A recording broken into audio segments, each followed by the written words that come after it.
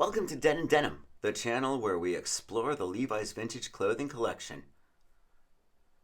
If you've seen my videos or met me, then you know I'm a die-hard 501 guy. But I've been meaning to cover a lot of the other jeans on this channel, and I'm really glad to make the 517 the first non-501 jean video. The 517 recapitulates the history of the 501. Before we move on, give a subscribe to help make more videos like this. You can also help by liking my cookie business page, Chascomania Cookies, on Facebook and Instagram. Both the 501 and the 517 were jeans made for Western wear, but then worn by the new rebellious youth. The 517 remains a jean you can buy from Levi's today, and it's torn between two opposite-seeming worlds. How did this happen? If there were an official jean for hippies in the early 70s, then it would probably be these. Maybe the 646 if you wanted to go bell-bottom style. Levi's 517 Saddleman Boot Cut jeans are worthy of the Lot 5 while seamlessly blending in with the orange tab fad. Most orange tab items have the lot number 600 and something. This is the only one that slips into the 500 series. Levi's was pushing their new varieties of jeans hard in the 1960s. They knew there was a cult of the 501, but there was a whole other market that could be clad in denim. Fashion changed the most in the 1960s than any other moment in the 20th century. In the Type 3 video and the 1966 501 review, we saw how Levi's and the 501 jean were among the few items to transition well between the 1950s and 60s. Most of the items Levi's made were for a specific niche of people, and mostly were for the newer generation. First produced in 1969, the 517 was made for rodeo and square dancing cowboys in mind, but worn by hippies.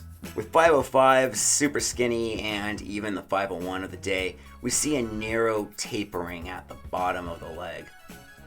The late 1960s was all about not being like the squares who dressed traditionally. The wide flare at the bottom became the symbol for free love, and the orange tab was code for orgy. Flared jeans became the rage across brands throughout the 70s, getting even more wide of a flare, known as bell bottoms. It wouldn't become faux pas until the 80s, when some companies narrowed the ankle again and rebranded them as flared jeans. It wasn't the flare to fit your boots that attracted the flower children to the 517, but the sexiness of a tight thigh and big hobbit feet. Or possibly it was the vision of a blank canvas converting to an individual's artwork. This is a pair that was meant to be customized with patches and embroidery. If you buy them new, then they should come with a flasher and maybe a year tag. But there ain't no letter. And you know how much we love reading letters on this channel? So here's what I found.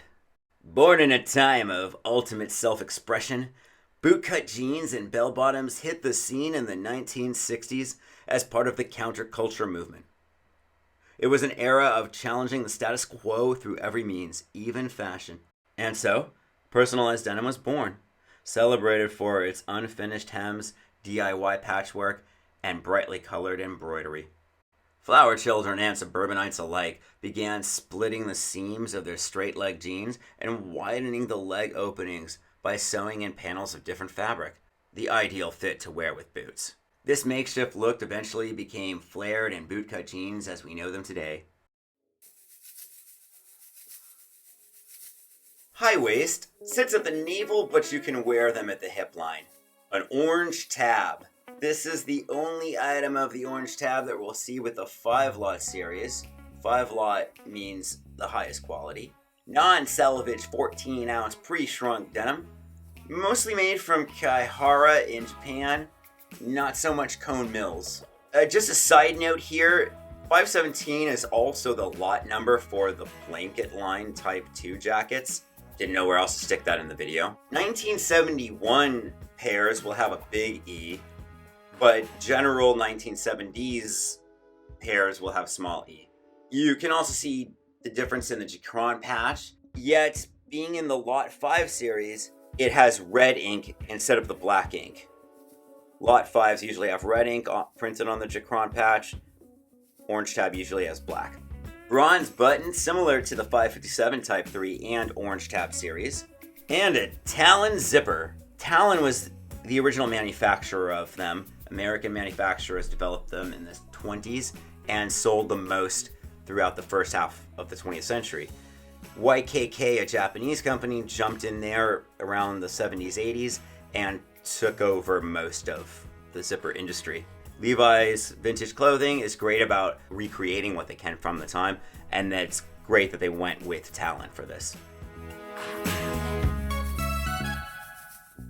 For waist, get your true size. Measure where you want them to sit, somewhere between the top of the hip bone and the navel. If you tuck in a thick flannel shirt, then give yourself a little room for it. These are all pre-shrunk. If you get the rigid, they say 3% shrinkage. I've also seen 10%, but that's not right. That's for shrink to fit. So really don't expect any shrinkage, just a little creasing around the corners if you throw them in the wash and dry. They do run small, so you might want to upsize in the waist before purchasing them. They are narrow at the knees and upper thighs, but the main factor for buying your size is to get the right inseam. With straight leg 501s, you can roll up the cuff, rehem them, and it's a straight leg that you don't have that noticing as much.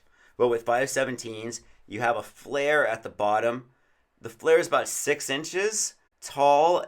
It's not 45-degree conical angle. A slight tapering, and then it goes down, more like a bullet. So you might be able to hem about 2 or 3 inches shorter on there, but I recommend trying to find your correct inseam. If you're under 30 inseam, it's going to be hard, so you know you have that couple inches to work with. It's also going to depend on, are you wearing these with boots or sandals? If you want the hippie look, then definitely roll them with your Birkenstocks, and you want them to be a little higher so that they're not dragging on the floor.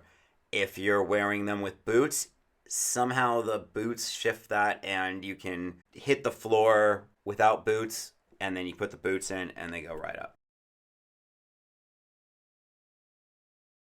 The variations basically fall into 2 categories. Some models made in the late 90s and the first decade of the century. These will be called 1971s. They'll have a big E. 71 was the year that Levi switched from big to small E, but half of the items made had big E still then. We can find a rigid for these. We can also see these 2 chalk marked in Haste Street. Then there are newer ones made that go under the 1970s general pair. They'll have a small E. And here's some of the variations I've found. Well, there aren't limited edition LBC jeans outside of the 501s. There is a Valentino crossed with Levi's. I don't think this is part of the LBC collection, but they're calling it a 1969 pair of 517s. They make them for men and for women, but it has a small E and its own designer tag. So it is what it is. Comes with a metal box and a bag, tote bag. Or if you're the portly fellow above a size 40, you can go with this huge tab promo pair of 517s. I'd also like to just talk about this historical pair of 719s, which were basically this jean made for students back in the early 70s. And then there's, Levi's is saying if you want this kind of fit, this vintage 517 fit, but you want them in a Levi's premium pair, then go for 527, which is a skinny boot cut. If you're a woman and you want a modern pair of Levi's premium, look for the 715s. I think a lot of us are a little shocked that Levi's didn't use this recent catalog that covers late 60s, early 70s environmental movement to re-release the 517s. Maybe in the fall we'll see some, or maybe next year for the 150th anniversary. 517 is a flared jean, but it's still a wearable garment to any occasion. It's plain enough to go through the decades and not look like a specific item from a costume party. You can still go square dancing in them, you can still go to some music festival, but you can also wear them in the office. How do you wear your 517s? Let me know in the comments. This is Den from Den and Denim. Thanks for watching.